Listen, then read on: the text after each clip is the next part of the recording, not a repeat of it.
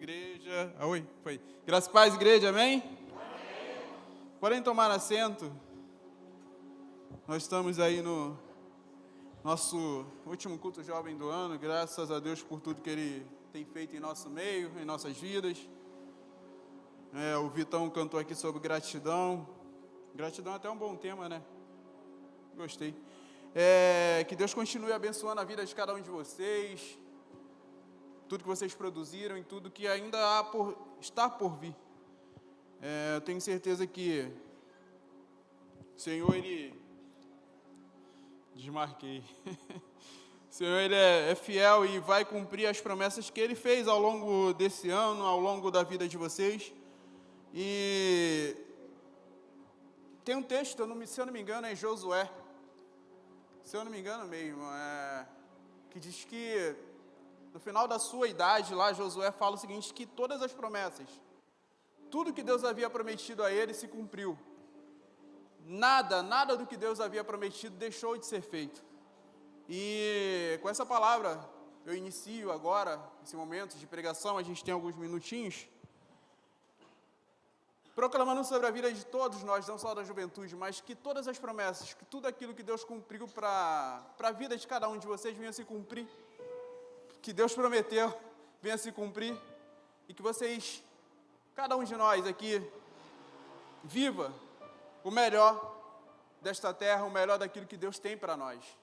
É óbvio que virão perseguições, virão coisas ruins, mas assim, gente, Deus tem muita coisa boa, muita bênção para dar para cada um de nós, e a gente não pode viver aí, como muitos dizem, né, matando o leão por dia. Não, pelo amor de Deus, né? Não é só disso também que a gente vive, né?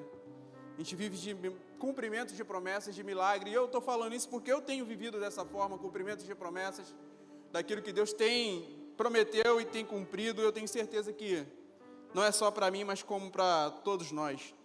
Pegando também um pouquinho o gancho sobre a canção, aquilo que os adolescentes fizeram aqui, eu acredito que seja um alerta para a gente, para todos nós. A canção, aquilo que foi falado, e esse texto lido em 1 Pedro 2,9, porque isso até é uma pregação também, mas, recapitulando um pouquinho com vocês, Mefibosete, ele cai, é aleijado dos pés, foge, juntamente com o pessoal que foge da presença de Saul, de Davi. Só que Davi lembra de Jonatas, da amizade que eles tinham, e pede para chamar Mefibosete. Mefibosete responde assim, olha, quem sou eu senão um cão morto para estar diante da tua presença? Só que Mefibosete não era um cão morto, não era uma pessoa qualquer, por mais que a sua linhagem não tinha sido dado sequência, por erro do seu pai, Mefibosete era um príncipe, alguém que tinha identidade, alguém que tinha um legado, alguém que tinha uma perspectiva, ou melhor, um futuro pela frente. Uma das piores, ou melhor, se não a pior forma de escravização da humanidade, não é aquela que aconteceu lá nos primórdios, com o próprio povo da igreja, onde as pessoas eram feitas de prisioneiros e qualquer erro, qualquer pecado, qualquer erro diante do faraó, eles apanhavam.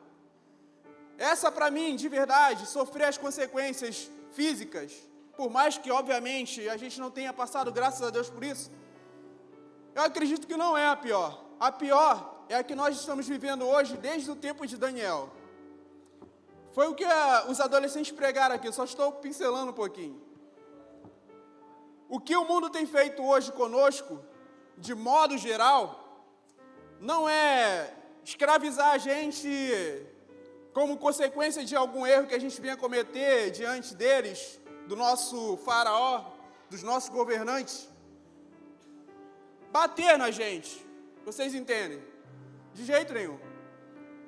O que tem acontecido hoje é uma mudança de identidade, que começou nas nossas escolas, começaram nas nossas faculdades. Não estou falando de política, gente, estou falando daquilo que está acontecendo no nosso meio.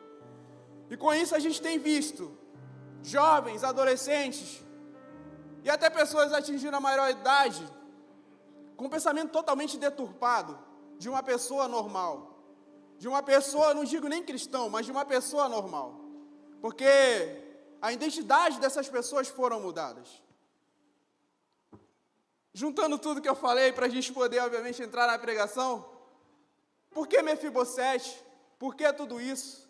Porque assim, nós somos filhos do rei, nós temos uma identidade, nós somos chamados filho daquele que criou todas as coisas, independente daquilo que o mundo pregue, daquilo que o mundo tente inculcar na cabeça dos nossos adolescentes, dos nossos jovens, nós somos filhos, filhos de Deus, co-herdeiros com Cristo, nós temos um céu, um lar eterno, cheio de glória esperando pela gente. Então assim, adolescentes, jovens, vocês possuem identidade, vocês são filhos do Altíssimo, não deixem de jeito nenhum, lutem com todas as forças de vocês, não deixem que esse tipo de escravização domine a mente de vocês, de jeito nenhum.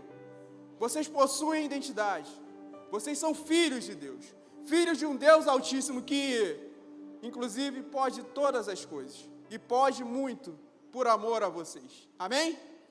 Amém mesmo? Amém. Lucas 13,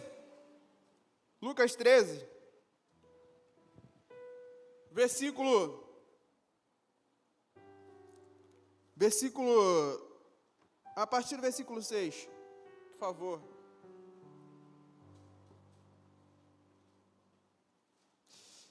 Depois a gente vai ler, só já para deixar anotado aí, Vitória,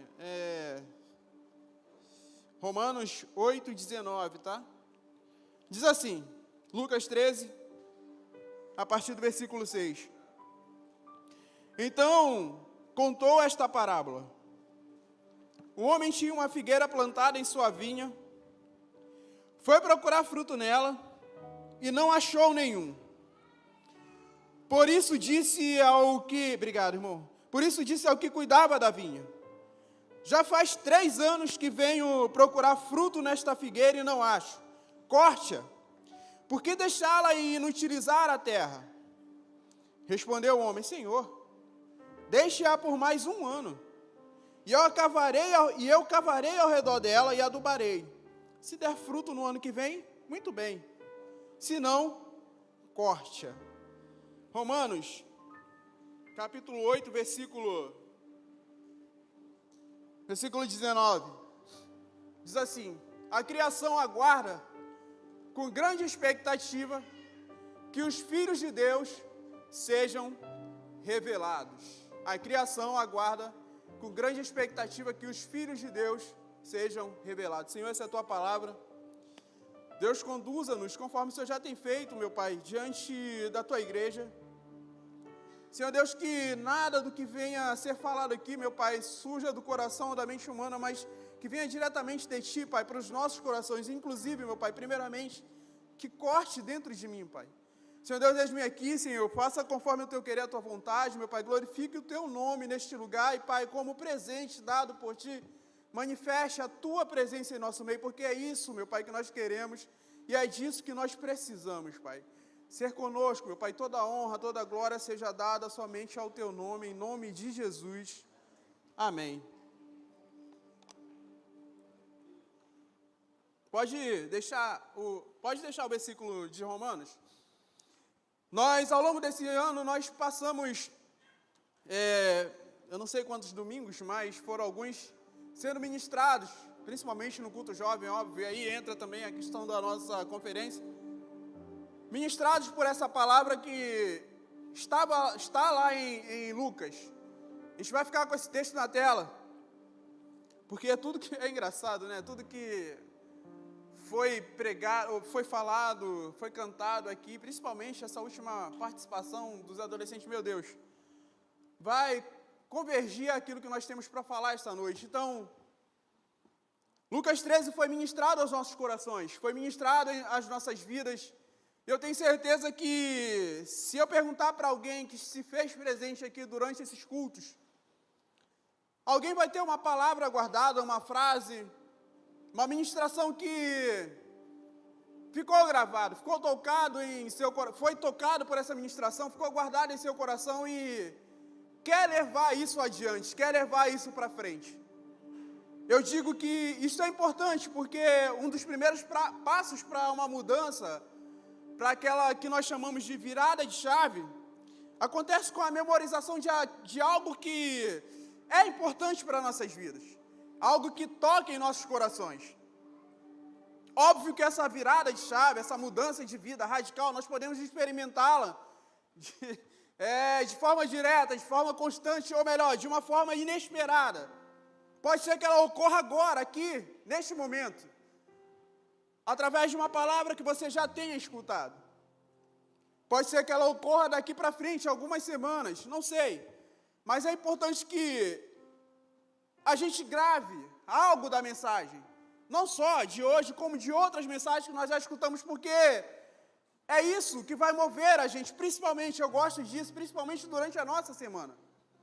Porque eu aprendi que aquilo que nós escutamos no domingo à noite, ela tem que ser removida dentro dos nossos corações durante a semana, para que possamos experimentar algo que Deus tem para dar para nossas vidas. Através daquela palavra ministrada, seja agora neste momento de palavra, ou seja uma palavra que já foi dada no momento de oferta, na palavra inicial que nossos Jorbinhos, Jorbinho, foi sensacional aqui, primeira vez, mas já pontuando, eu até comentei com o pastor Edson ali, parece até pregador, né? Deixa eu terminar, mais uma para terminar, né? Aquele caguete que todo pregador tem. Seja qualquer momento do culto, nós temos palavras que podem tocar nossos corações. Então, por que eu estou falando isso? Para a gente ter em mente, ter ideia de que o culto, ele é importante em todas as suas fases. Este momento que nós estamos aqui é importante em todos os minutos que nós passamos aqui. Então, assim, seja agora, seja anterior a este momento, Deus tem uma palavra para cada um de nós. Então, assim, fiquem atentos.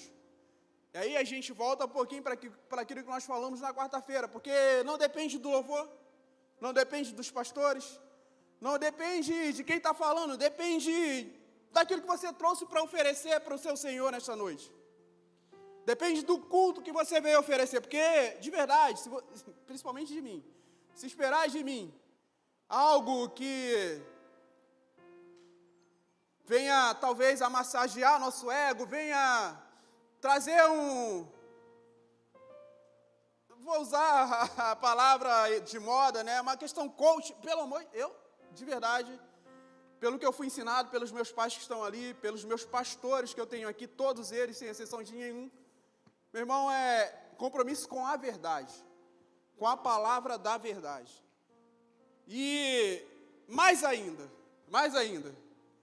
eu tenho certeza que todas as vezes que eu faço uso desse microfone, eu saio tranquilo, porque eu sei que não sou eu que faz a obra, e graças a Deus por isso.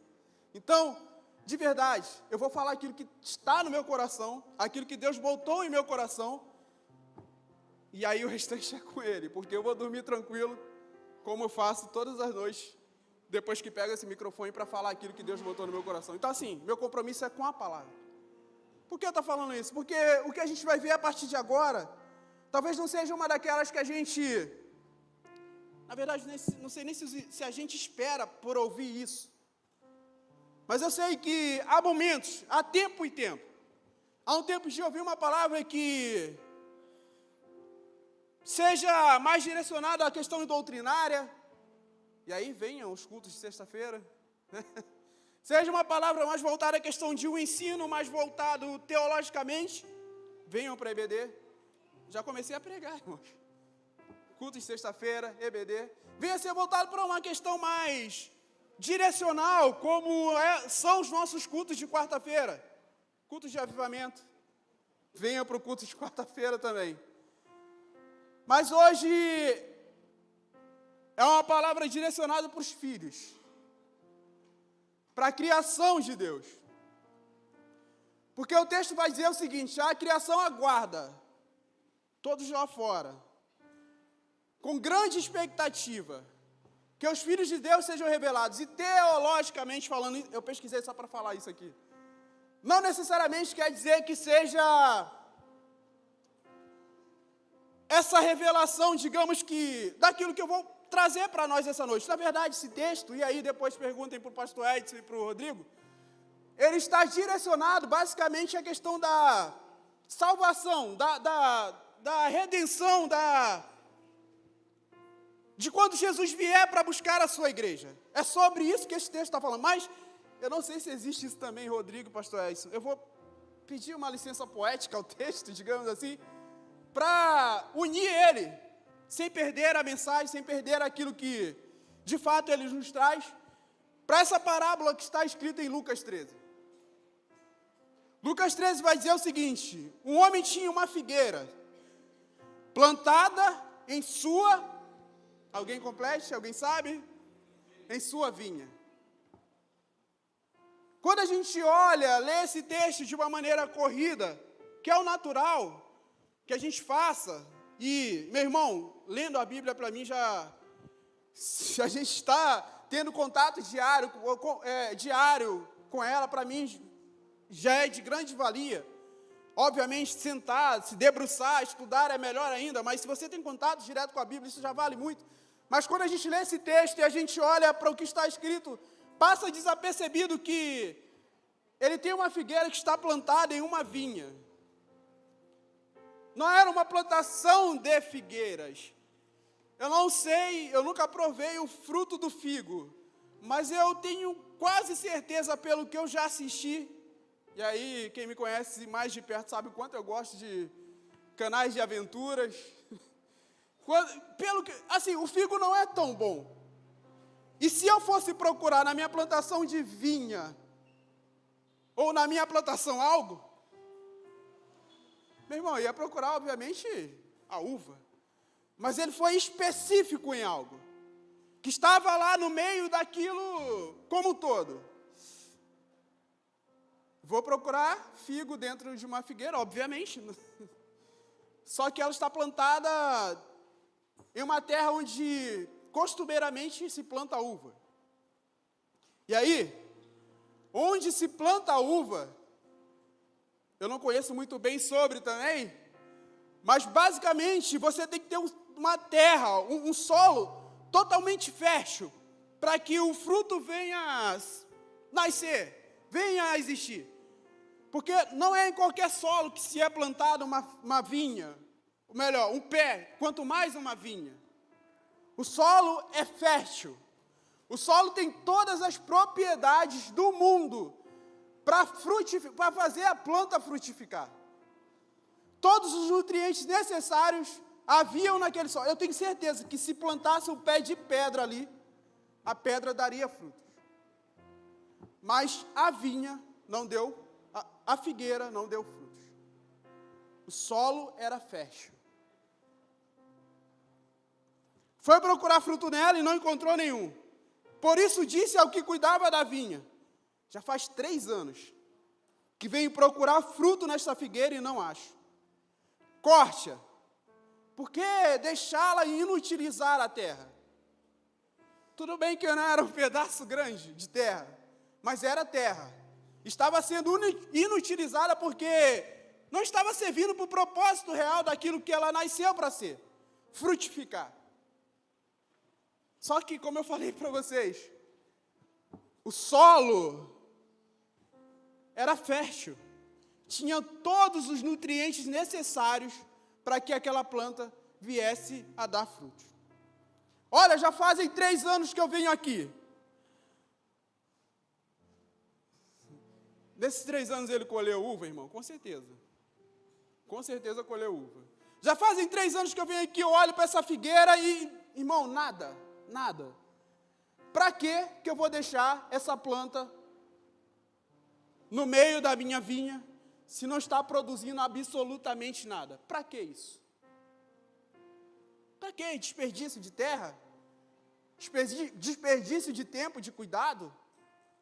Corte, já deu, já chega. Não é mais necessário. Aí, o texto lá no versículo 8 vai dizer o seguinte: respondeu o homem: Senhor, Este é mais um ano, e eu cavarei ao redor dela e adubarei. Se der fruto, condição, ano que vem, muito bem, se não, corte.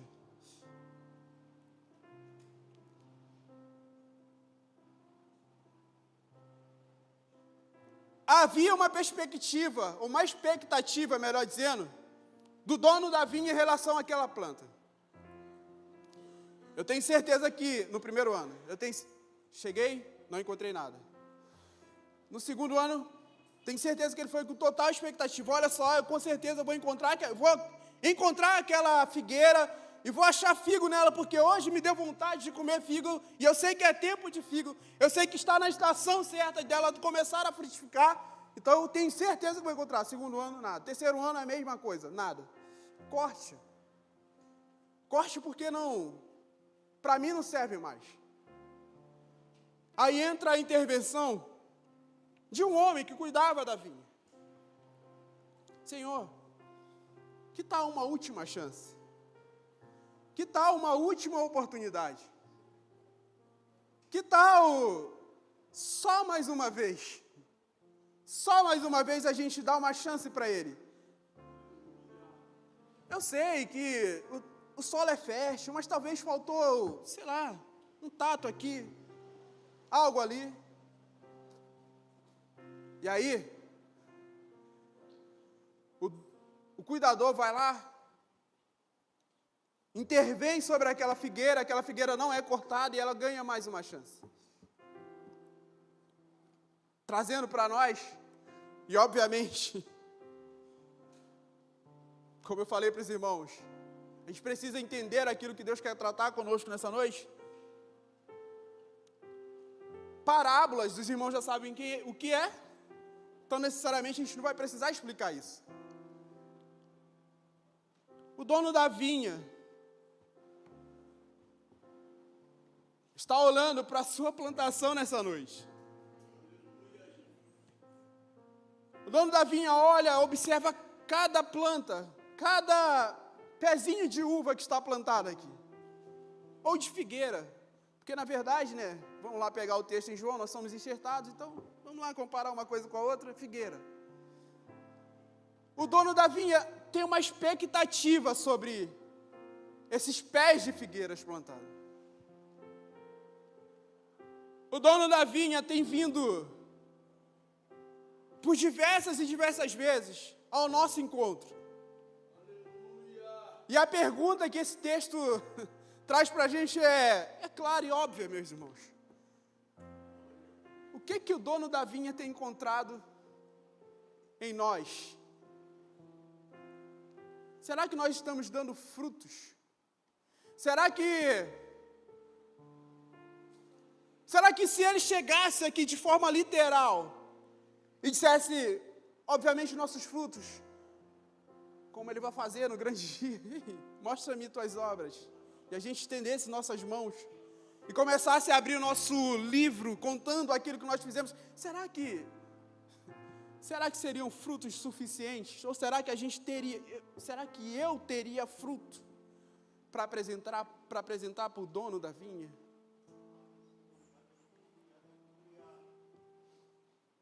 Se eu fosse pôr um tema nessa mensagem, é óbvio também, seria a última chance. Mas, meu irmão, tu sabe do teu amanhã? Tu sabe o que vai acontecer amanhã? Tu sabe se você estará vivo amanhã para contar qualquer história? Não, né? Então, hoje é a última chance. Agora é a nossa última chance. Existe uma expectativa de Deus sobre os seus filhos. Existe uma expectativa de encontrar algo em seus filhos. Deus, Ele depositou algo tão imenso, tão imensurável dentro de nós, seu próprio Espírito.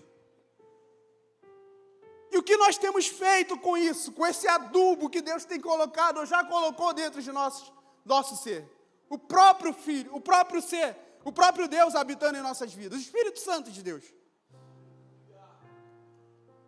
o que acontece conosco quando a gente sabe que recebeu o Espírito Santo e, ao olharmos para dentro de nós, observamos que estamos longe, assim, distantes, a passos largos, de ter dado, de ter respondido a essa expectativa que Deus depositou sobre nossas vidas. O que acontece quando a gente olha, faz esse autoexame? E se ele chegasse hoje para a gente aqui e dissesse, olha, corte, apaga, desliga o disjuntor, já deu. E aí? O que seria? Se a gente se apresentasse diante dele agora. E aí, filhão? O que você tem para me dar? O que você tem para me apresentar nesses 32 anos que eu te deixei vivendo lá? O que tu conquistou para o reino? Porque tu é meu embaixador, tu estava lá me servindo, não era? O que você tem para me mostra aí, vamos lá. Eu depositei um preço muito alto sobre a tua vida. Eu dei o meu filho para você, por você.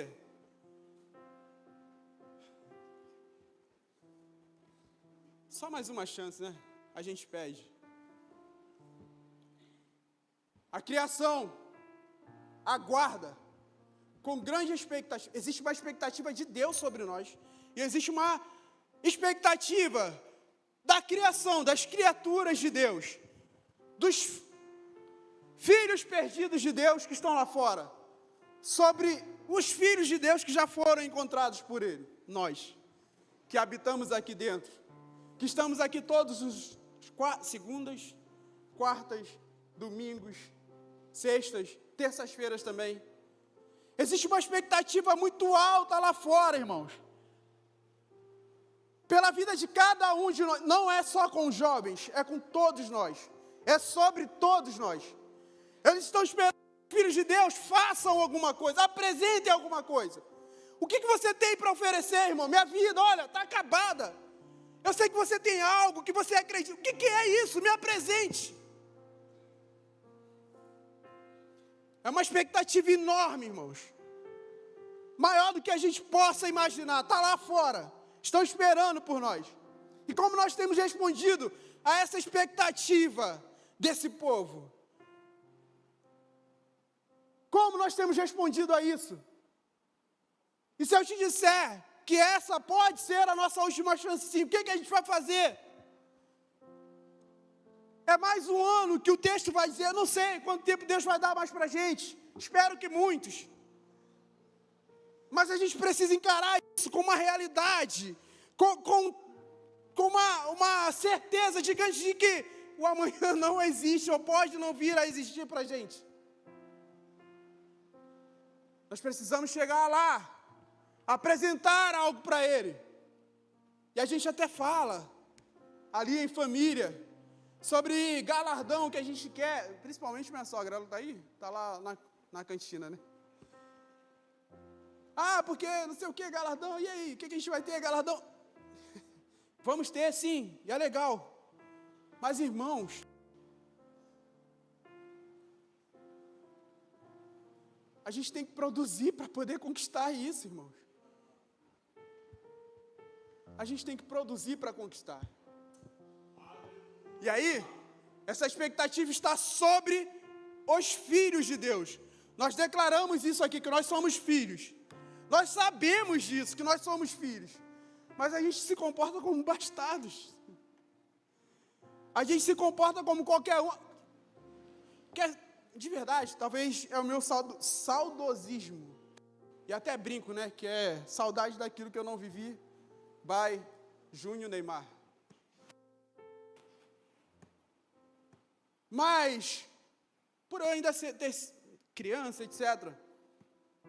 Mas sabe, eu lembro muito bem quando escutei muito deles, dos meus pais agora também, por que não chamá-los assim, pastor e a minha sogra, enfim, sobre histórias antigas, sabe, assim, meu irmão, vou falar isso de novo, curas, milagres, maravilhas acontecendo no meio de uma geração que buscava 500 pessoas orando, pessoas se consagrando, pessoas buscando o reino, buscando Deus, e milagres acontecendo, e vidas sendo transformadas, e pessoas sendo alcançadas pelo poder do Evangelho, e isso, aquilo. E quando a gente sai na rua hoje, quando a gente sai com esse livro na rua hoje, andando, caminhando, parece que as pessoas, até o respeito que elas tinham por aquilo que, por antigamente, quando as pessoas carregavam isso, foi perdido. Parece que isso aqui já não vale mais de nada, sabe? Cadê? Não tem mais, a gente não é nem chamado mais de quadrado, irmão. E que alegria era ser chamado assim, né? Era, cara, de verdade. Porque a gente era considerado diferente. A gente era considerado, sabe, um povo diferente, um povo para ser imitado, um povo, sabe, que tinha alguma coisa para oferecer para essas pessoas. Lá vai o quadrado, cadê o quadrado? Cadê os quadrados? Cadê eu me portando como quadrado? Fazendo a diferença. Existe uma expectativa por ele, na criação, para essas pessoas que estão lá fora, depositada sobre nós. Inconscientemente, obviamente. Existem até uns que declaram isso de uma forma mais direta. Mas inconscientemente a criação de Deus está lá fora esperando que os filhos se manifestem. Os filhos mostrem o poder de Deus. Os filhos mostrem a graça, o amor, a bondade, a salvação de Deus. Existem algumas pessoas na Bíblia que entenderam isso.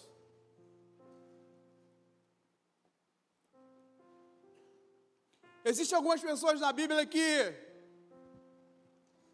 entenderam o real poder do Senhor que ele serviu. E não é um Senhor daquele que nós servimos, não. Abraão, por exemplo, eu não faço ideia como foi o diálogo, ou se Abraão teve a chance de responder alguma coisa. Mas eu sei que a partir do momento que ele ouviu assim, olha, sai do meio da tua terra, do meio da parentela, para uma terra que lhe mostrarei, ele respondeu de pronto.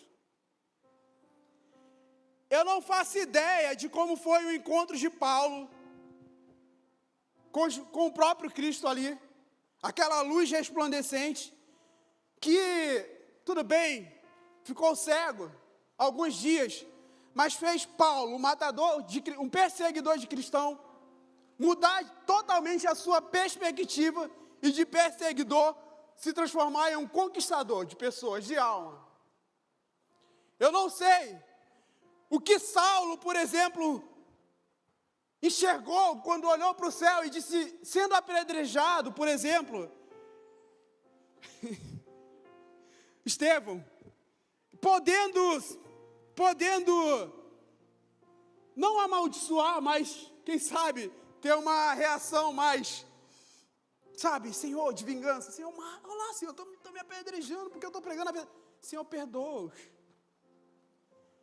Eu não sei quão grande era a glória assim mostrada para essas pessoas que fizeram elas mudar a perspectiva de vida delas, mudar a rota delas e dizer, olha, eu me entrego a isso e quero viver isso a partir de hoje e para sempre. Eu não sei o que Paulo viu. Eu não faço ideia do que Estevão enxergou. Eu não faço ideia porque Abraão, ele respondeu de pronto a esse chamado.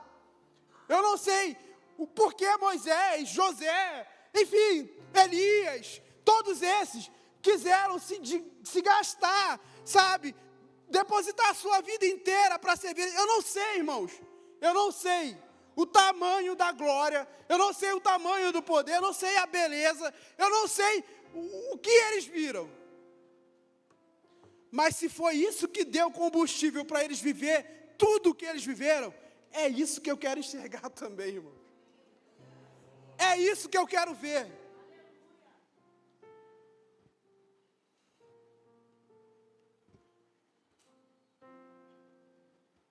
O texto de Paulo vai dizer assim, olha, tudo que eu vivi, tudo que eu aprendi, todas as línguas que eu sei falar, todos os textos que eu sei escrever de forma magnífica. Paulo, pelo amor de Deus, tudo isso eu considero como esterco. Tudo isso não vale de nada perante a glória daquele que me chamou, perante a glória daquele que me enxergou, que me tocou e mudou a minha vida. Tudo isso não vale de... Paulo declarou isso, irmãos. Existe uma expectativa deles lá fora por nós. E se precisamos enxergar isso essa noite, eu convido os irmãos para fazer essa oração comigo, sabe? Senhor, mostra-me o que eles viram, porque eu quero enxergar isso e a partir deste momento ter a minha vida transformada e viver somente para a tua glória, somente para o teu reino, somente para ti, mudar a minha geração, fazer a minha geração sentir tua presença, fazer a minha geração te conhecer, fazer a minha geração saber quem é o Senhor através da minha vida. Senhor, mostra-me isso. O que eles viram, irmão?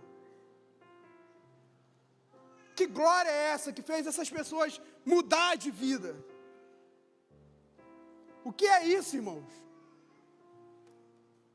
Vai muito além de um milagre, vai muito além de uma cura, vai muito além de uma libertação, irmão. É o próprio Jesus, é o próprio Deus, é o próprio Espírito Santo de Deus se revelando a essas pessoas. O que eles viram, irmãos? Que fez eles mudarem de chave, sabe? Já deu para mim. Não quero mais aquilo, não. Eu largo meus parentes, eu largo quem for. Eu não sei nem para onde eu estou indo, mas eu vou, porque foi Ele que me chamou. Eu vou apanhar, não sei o quê. Estou nem aí. Importa que Ele esteja pregado através da minha vida. Paulo, vão te bater demais, Paulo. E daí, irmãos? O meu rei está sendo conhecido através da minha vida, e daí? O que esses caras viram? Qual é o tamanho da grandeza? Qual é o tamanho da glória? Qual é o tamanho do poder do Deus que nós servimos, irmãos?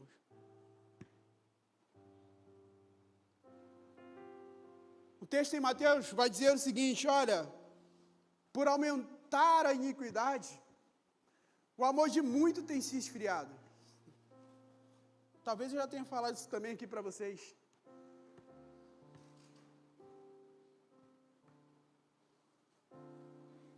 Falta amor, porque não é sobre o amor das pessoas lá fora, é sobre o amor da igreja para com as pessoas lá fora. É sobre o amor dos filhos para com os filhos, os nossos irmãos que estão sendo perdidos, que estão caminhando para a perdição.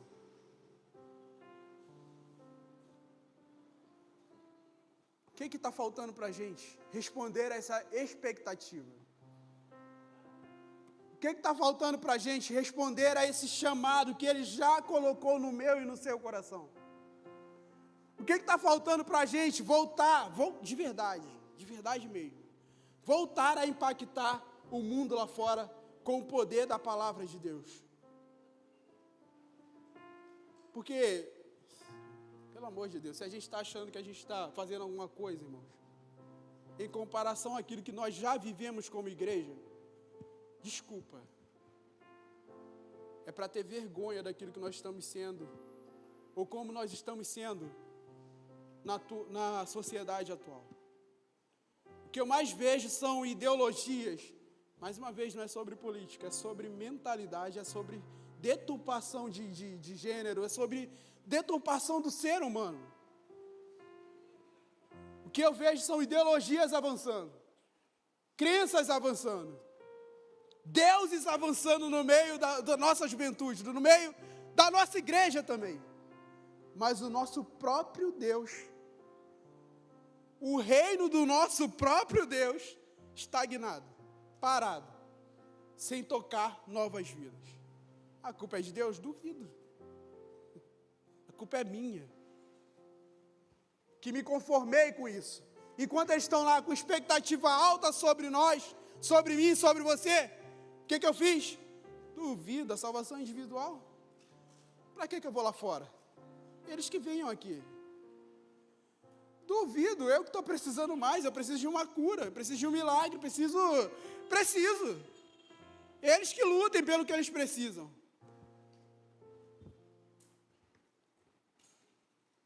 A expectativa é sobre nós, irmãos.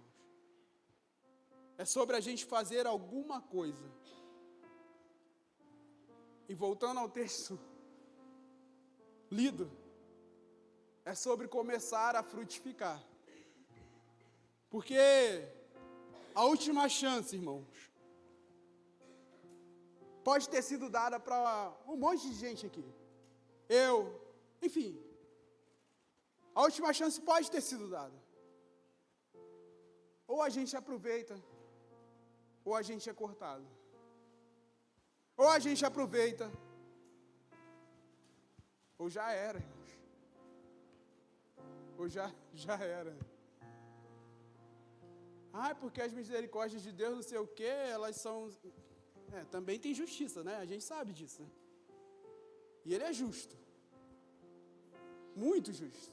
Aliás, Ele governa com equidade.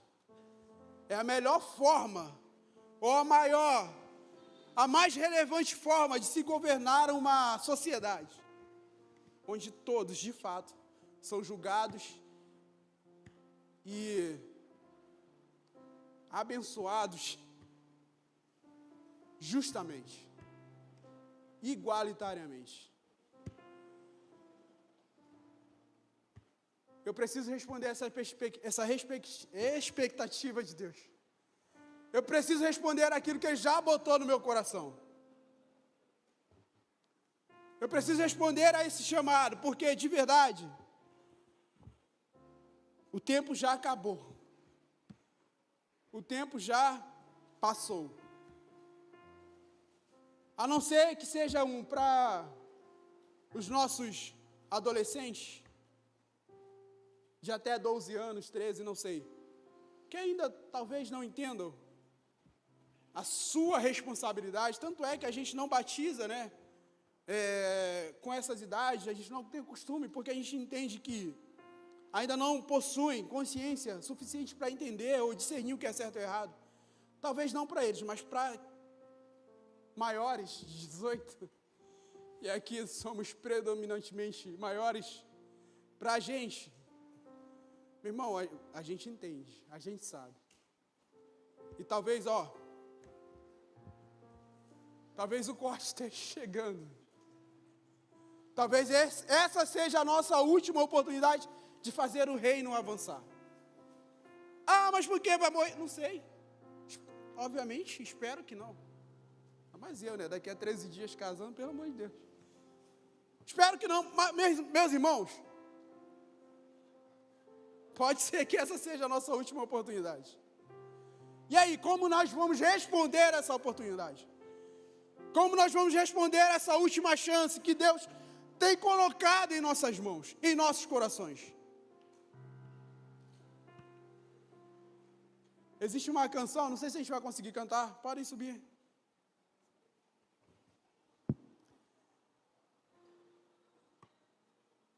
Ela nasceu de uma ministração e eu vi. E ela repete, obviamente, como as canções, as ministrações atuais. Ela se faz essa pergunta: qual a beleza que existe em ti que eu ainda não vi? O que é que eles viram que eu não vi, que fez eles mudarem de chave? Qual o tamanho da tua glória? Mostra-me hoje que eu quero enxergar isso, Deus, para eu poder viver aquilo que eles viveram também. Senhor, o que o Senhor apresentou para Moisés? O que o Senhor apresentou para Abraão? O que Paulo viu? O que Estevão viu?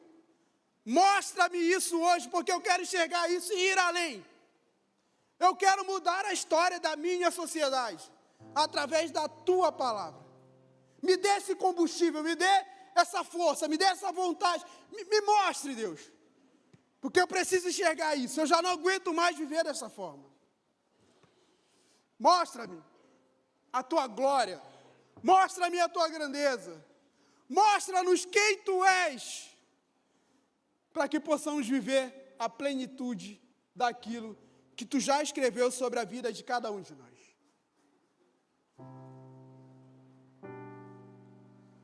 Mostra-nos.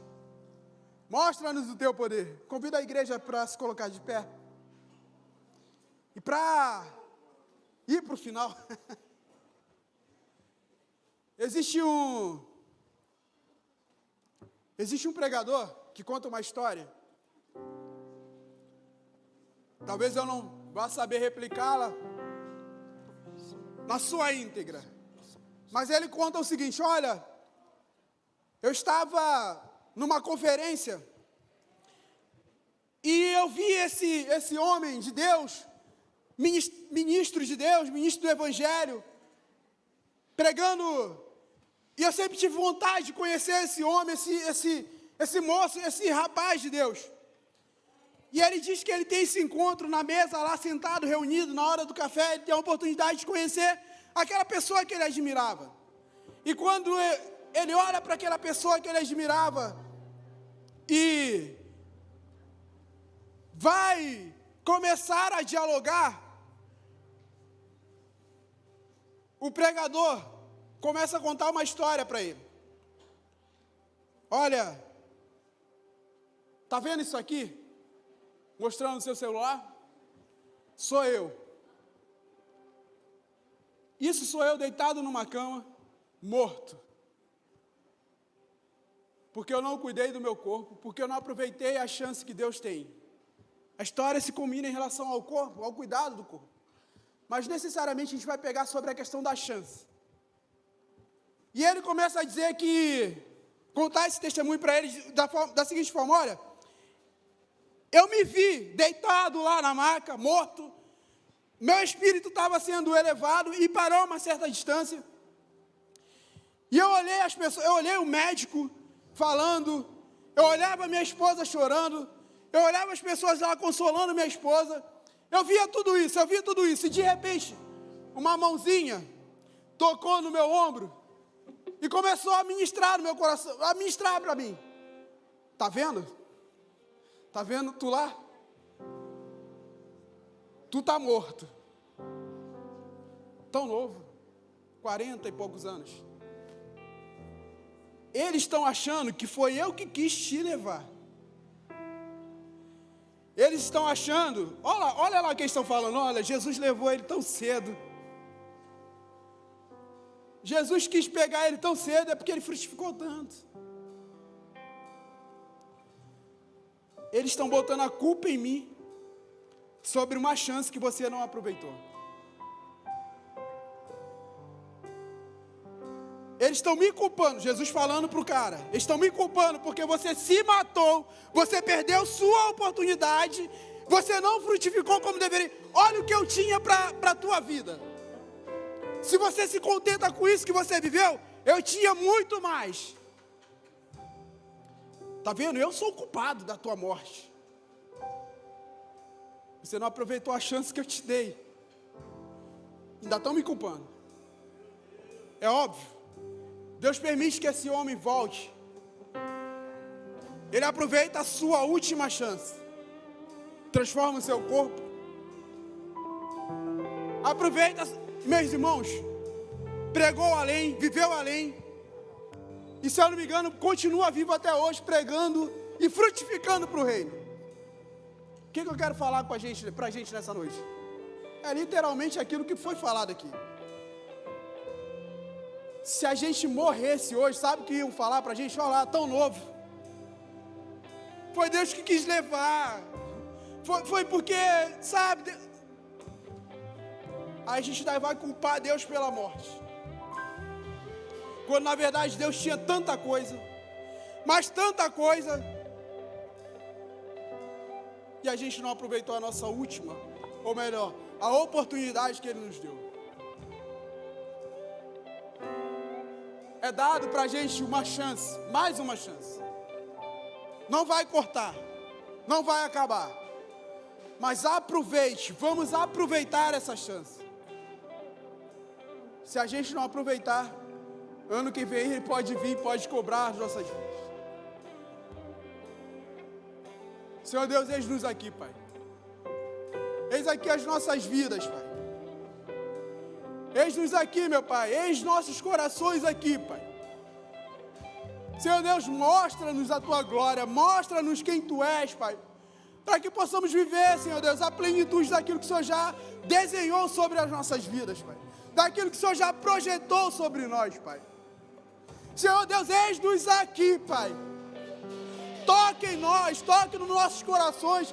Muda a chave, meu Pai. Vira essa chave dentro de nós, para que possamos viver a Tua glória, Pai. Para que possamos proclamar o Teu reino lá fora, a Tua vontade lá fora. Senhor Deus, e responder a essa expectativa que o Senhor tem sobre nós, Pai.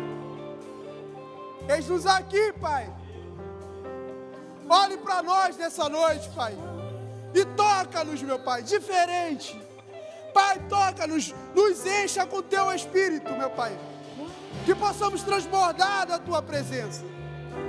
Pelo poder que há no nome de Jesus, Pai. Pelo poder que há no nome de Jesus. Em nome de Jesus, Pai.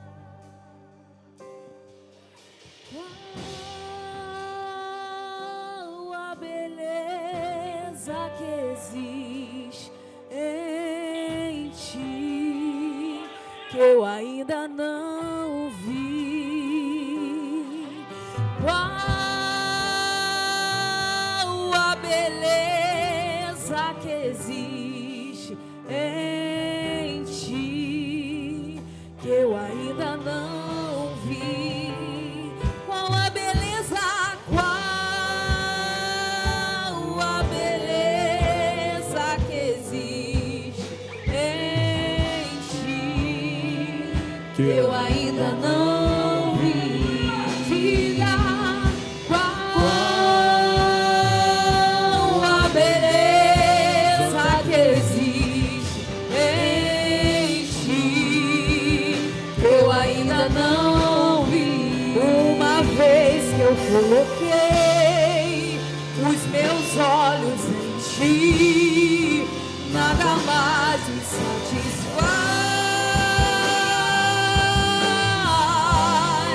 E uma vez que eu coloquei os meus olhos em Ti, nada mais, e nada mais, e nada mais, e nada mais. E uma vez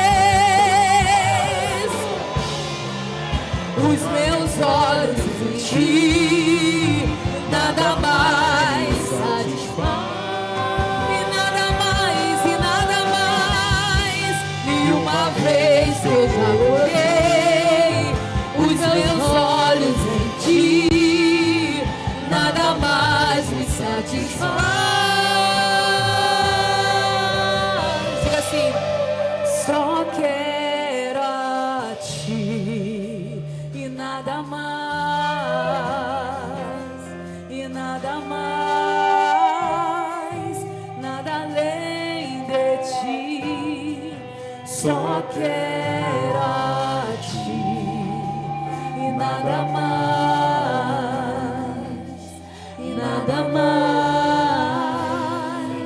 nada além de Ti.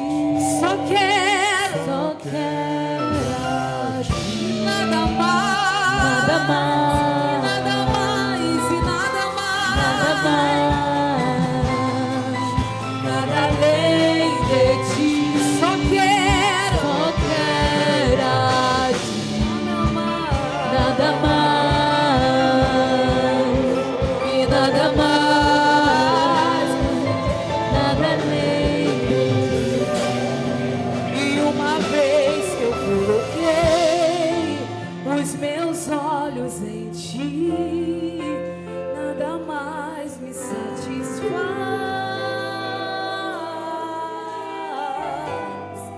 E uma vez eu coloquei os meus olhos em Ti, nada mais, satisfaz.